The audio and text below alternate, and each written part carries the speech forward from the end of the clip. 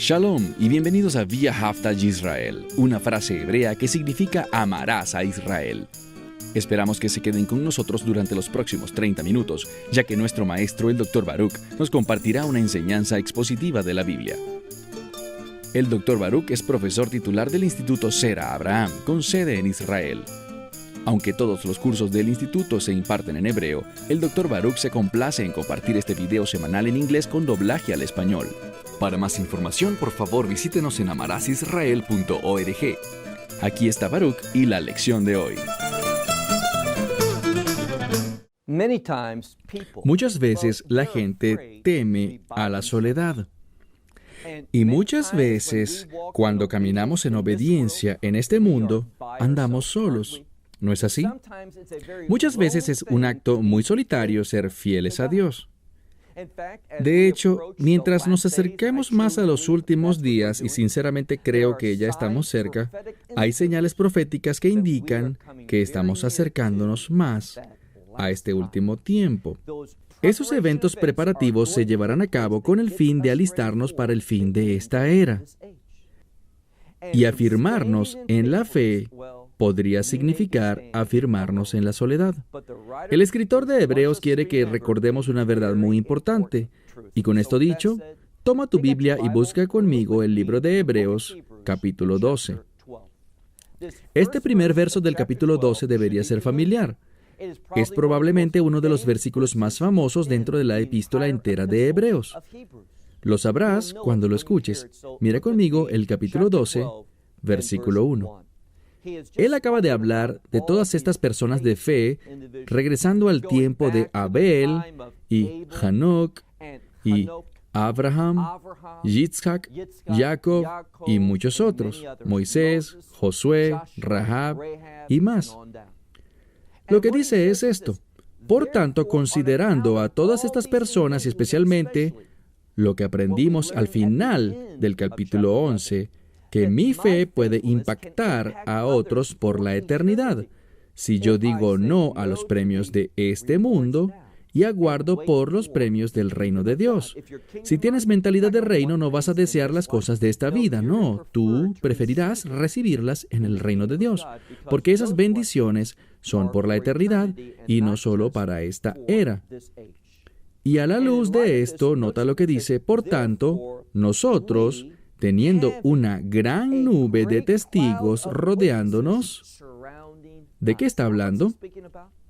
Bien, mientras vivas tu vida para cumplir los propósitos de Dios, recuerda a estos individuos. Recuerda cómo ellos caminaron en obediencia, déjame decirlo de otra forma. Recuerda cómo ellos demostraron su fe.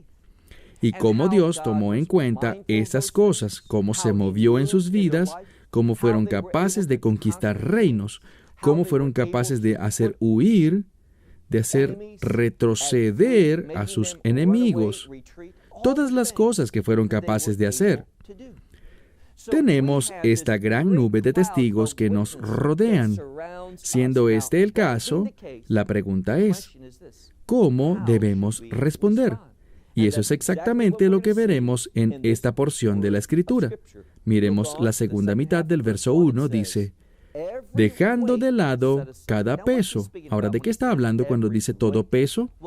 Bueno, estas cosas que representan una carga, estas cosas que nos abruman e impiden que nos levantemos. ¿Recuerdan?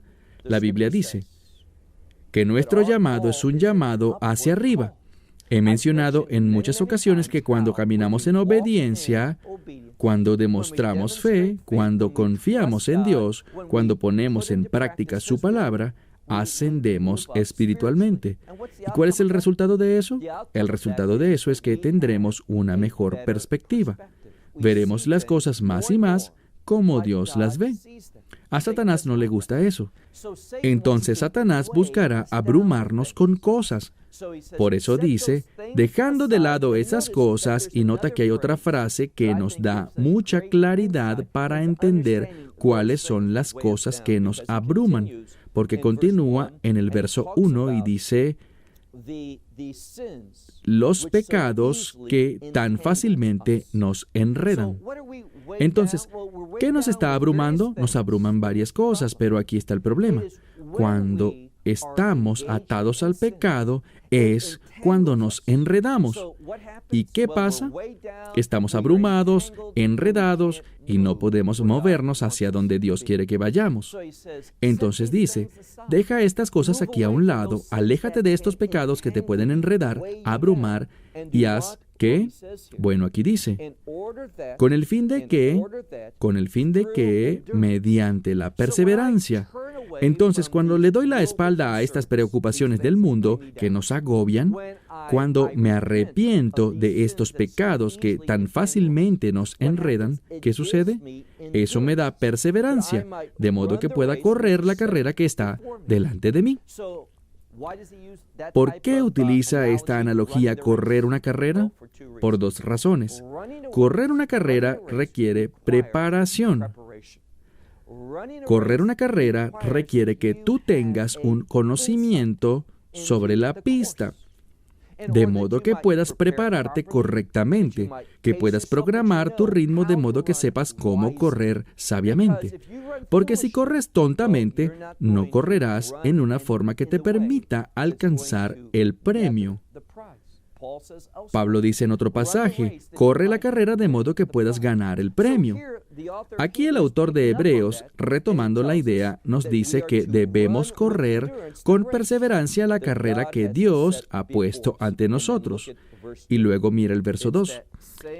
Es la misma palabra que vimos la semana pasada sobre percibir, mirar, pero hay un prefijo muy importante colocado ante ella. No es simplemente la palabra ver o mirar, sino es la palabra para ver o mirar desde. Es decir, con el fin de ver adecuadamente, tienes que hacerlo desde la perspectiva correcta. En otras palabras, está hablando sobre tener un punto de vista adecuado. Cuando simplemente vivo mi vida haciendo lo que creo que me conviene más, cuando estoy abrumado por las cosas de este mundo, cuando estoy enganchado al pecado, no voy a tener la perspectiva que necesito. Me harán falta dos cosas, perspectiva y también perseverancia.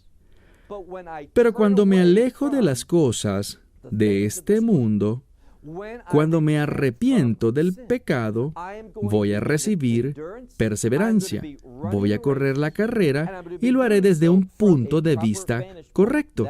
Eso es lo que dice y miremos el verso 2. Mirando al fundador. Algunas Biblias dicen autor. Es una palabra que tiene que ver con principio. Entonces, aquel que comenzó, que es el fundador, y el consumador de la fe. Y esta palabra para consumar no significa haber terminado, llegado al final. Significa además tener un grado de perfección en lo realizado. Entonces, Él inicia nuestra fe y además llevará nuestro viaje de fe a su final. Y ese final será la perfección. No por nosotros mismos, sino por Él. Él es el fundador y el consumador o perfeccionador de nuestra fe. Y seguimos leyendo. No solo dice eso, sino que identifica de quién se trata. Es el Mesías. Y mira el ejemplo que nos da. Quien desde este mismo punto de vista hizo algo. Debido a la gracia o el gozo, debido al gozo colocado ante él, soportó la cruz. Ahora necesitamos descifrar esto y entender qué quiere decir aquí. El Mesías soportó la cruz, corrió la carrera que tenía por delante y lo hizo exitosamente. Él llegó al final, es decir, entregó su vida. Y lo hizo gracias a su perspectiva. Él vio el gozo que estaba puesto ante él. ¿Cuál gozo será este? Solo hay una respuesta: un gozo de reino. Él entendió cuál sería el resultado de ir a la cruz, entregando su vida, soportando todas esas cosas que él soportó. Él vio lo que sería el resultado y debido a eso estuvo dispuesto a soportar todas estas cosas. El resultado de la fe en la vida será sorprendente para ti. Cuando tú haces lo que Dios quiere que tú hagas y lo haces correctamente, descansando en Él, con el poder de su Espíritu, iluminado por la luz de su palabra. Cuando haces eso, vas a estar lleno de alegría por los resultados. Y solo saber eso te dará perseverancia para continuar, así como el Mesías perseveró. Yeshua es ese ejemplo. Mira ahora en el final del verso 2, dice que Él, y la primera palabra es vergüenza. ¿Qué hizo Él? Tu Biblia quizás diga que Él despreció la vergüenza. Y eso está bien, pero la palabra literal es mirar desde arriba algo, es decir, con indiferencia. Y aquí está el punto de esto. El Mesías, la gente hablaba mal de Él, levantaban falsos testimonios sobre Él, toda clase de cosas que buscaban golpearle. ¿Y qué hizo Él? No respondió ni una palabra, simplemente mantuvo su fe. De la misma manera hay un mensaje para nosotros. En la misma manera que Él consideró como poca cosa la vergüenza que el mundo buscaba arrojar sobre Él, ese oprobio, ese mal reporte que el mundo puso sobre Él, Él menospreció eso. ¿Y qué más hizo? Dice, a la diestra, es decir, a la diestra de Dios, también junto al trono de Dios se sentó. Ahora, lo que vemos es esto. El mundo decía cosas. ¿Recuerdas cuando estaba sobre la cruz? Cómo la gente lo burlaba, diciendo, oh, ayudó a otros, pero no se puede ayudar él mismo. Y lo insultaban y lo avergonzaban. ¿Qué hizo? Absolutamente nada. ¿Por qué? Porque él sabía la verdad, ya que tenía una perspectiva de reino. Y creo que es tan importante cuando vemos este pasaje, cuando se refiere al reino, ¿qué palabra usa? La palabra kara, que es gozo. Entonces, cuando entendemos ese gozo imposible de expresar que tendremos en el reino de Dios, gracias a la fidelidad y a la fe, primero su fidelidad al soportar la cruz, pero también lo que hemos hecho en obediencia a Él, bueno, vamos a tener también ese gran gozo. ¿Y qué hizo Él al final? Bueno, se sentó a la diestra de Dios en el mismísimo trono de Dios. Verso 3. Porque, dice aquí, considerando cuán grande todo esto era, Él soportó las actividades de los pecadores, quienes vaciaron su enemistad, es decir, Él soportó la enemistad y el odio de los pecadores. Necesitamos considerar esas mismas cosas en nuestras vidas y dice al final, algo muy importante, Él soportó esto con el fin de que sus almas no se cansen ni se debiliten. Aquí está el mensaje para nosotros. Somos llamados a estimar altamente lo que Él hizo, considerar continuamente lo que Él soportó, con el fin de que nuestras almas no se cansen y no nos debilitemos en las cosas que Dios nos ha llamado a hacer. Necesitamos recordar el sufrimiento del Mesías. Necesitamos recordar su fidelidad y lo que soportó en nuestro lugar. Y al hacer eso, no vamos a cansarnos espiritualmente, no vamos a debilitarnos ni desanimarnos, sino que avanzaremos. Ahora miremos el verso 4. Él dice, hablándonos a ti y a mí, porque todavía no has resistido hasta la sangre. ¿Sabes? El Mesías, con el fin de ser fiel a su llamado, Él soportó el derramamiento de sangre. Él tuvo todo su ser infectado. Y le dice a esta gente de esta congregación, ¿saben qué? Ustedes aún no han sufrido ninguna pérdida de sangre en su caminar. Hasta ahora no se han dado del todo, por entero, en esto. No están viviendo una vida que es sacrificial. Y dice aquí en el contexto que no están luchando contra el pecado. ¿Por qué? Mira el verso 5.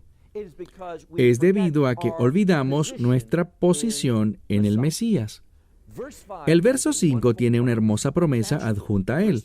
El verso 5 habla del hecho de que hemos olvidado el ánimo de ser sus hijos. Somos sus hijos y nos trata como hijos, lo está pronunciando. ¿Dónde lo dice? Sigue leyendo.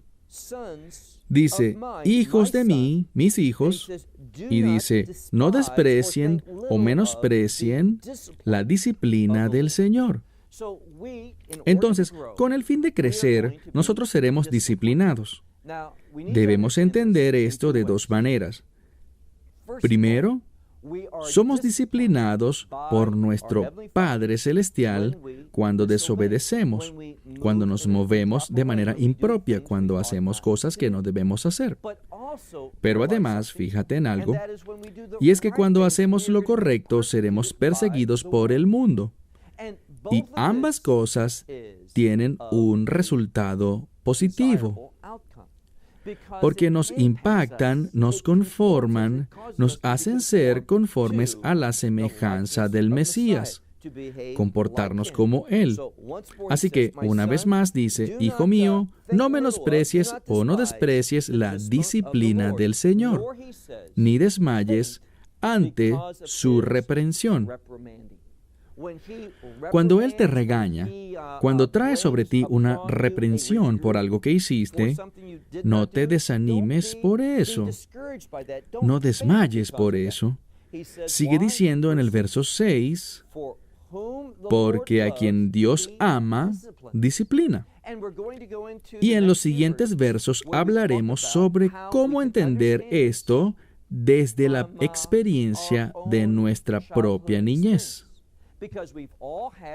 Porque todos hemos tenido, y espero que este haya sido también el caso para ti, que hayas tenido un padre o alguna autoridad en tu vida que te haya castigado, disciplinado, cuando hacías algo malo.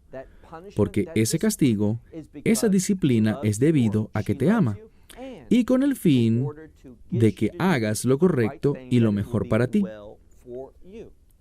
Entonces, a quien el Señor ama, Él disciplina.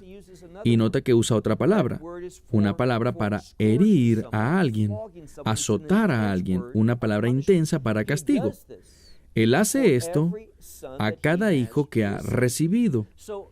Entonces, Dios como nuestro Padre Celestial ha prometido que si nos ha recibido como su Hijo por nuestra fe en el Mesías, nos hemos convertido en hijos de Dios.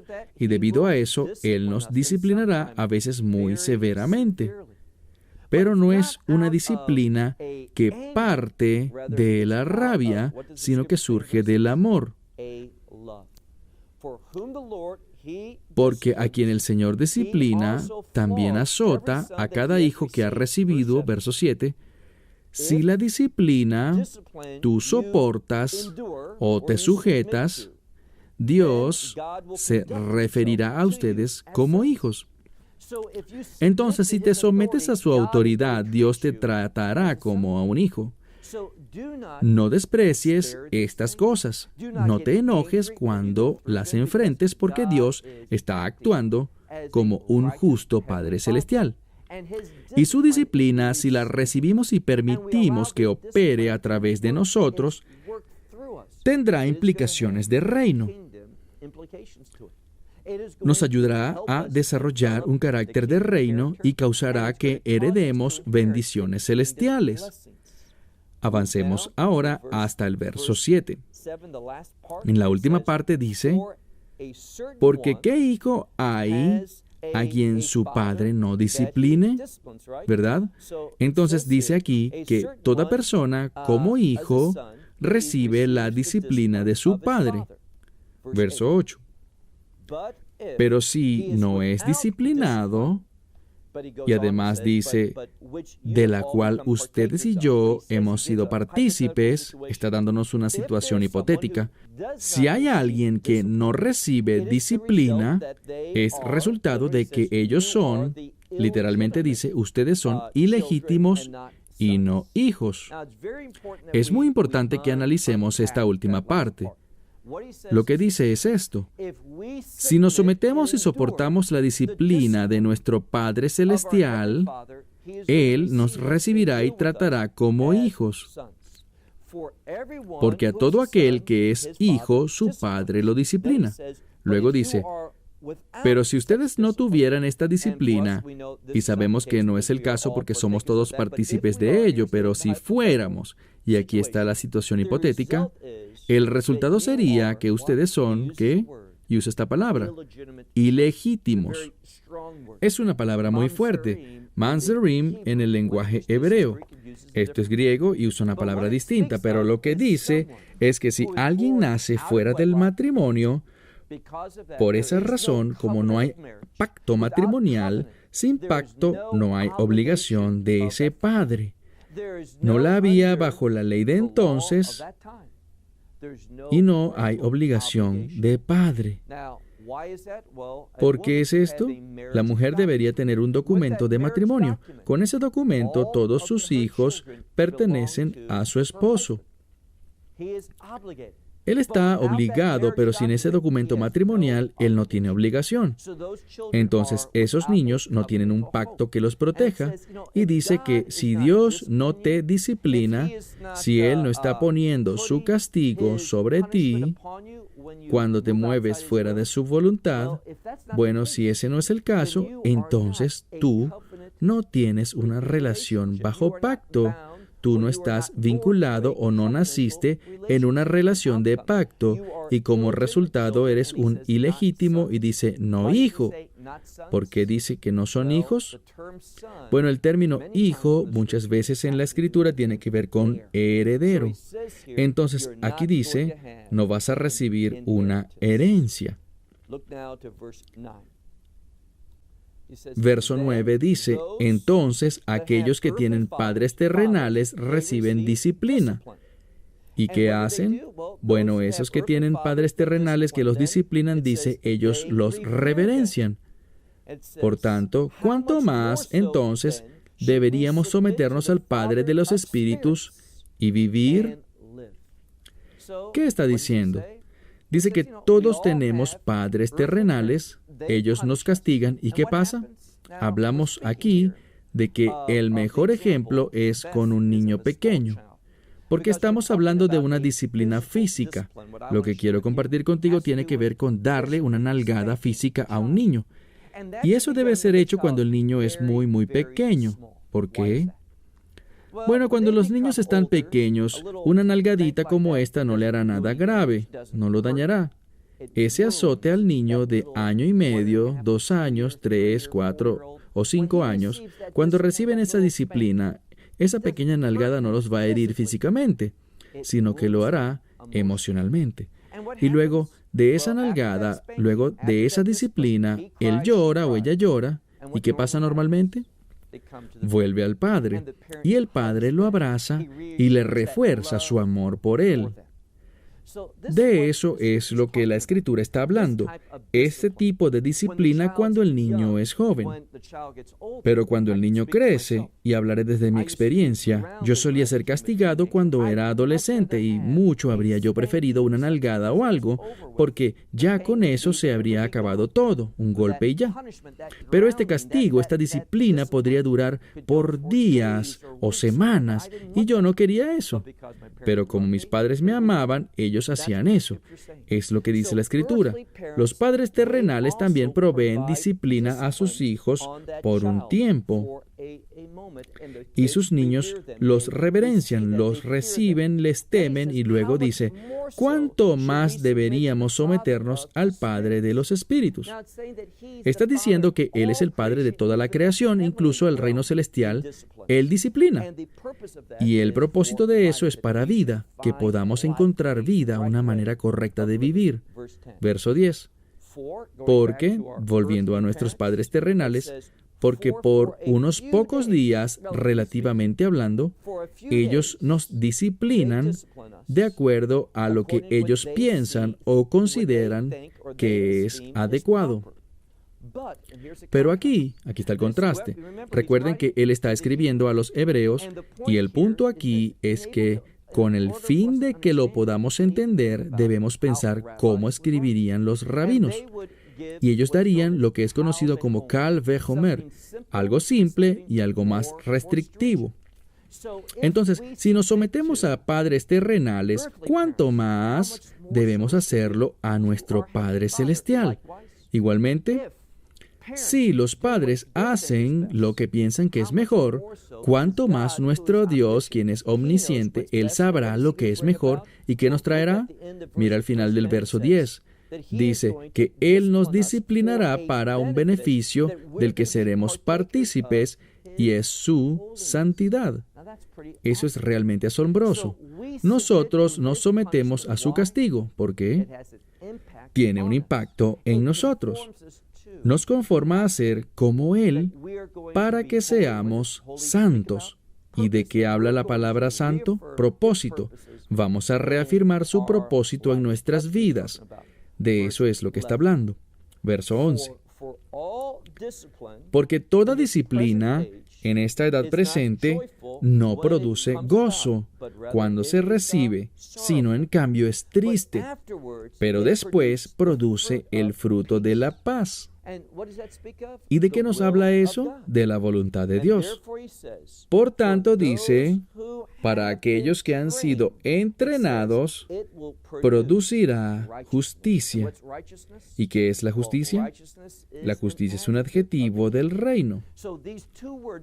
Estas dos palabras van juntas, paz significando la voluntad de Dios, y cuando la voluntad de Dios se cumple, el resultado es justicia. Y Dios nos disciplina para que esto sea manifestado en nuestras vidas. Él no lo hace para sí mismo. Los padres terrenales, y soy culpable de esto, nuestros hijos nos hacen sentir frustrados, enojados, entonces los disciplinamos, pero no pensando en lo que sea mejor para ellos, sino debido a cómo nos sentimos. Dios nunca hace eso. Cuando Dios disciplina, es por el propósito de transformarnos en lo que Él quiere que seamos, de modo que podamos manifestar verdades del reino en nuestras vidas. Mira ahora el verso 12.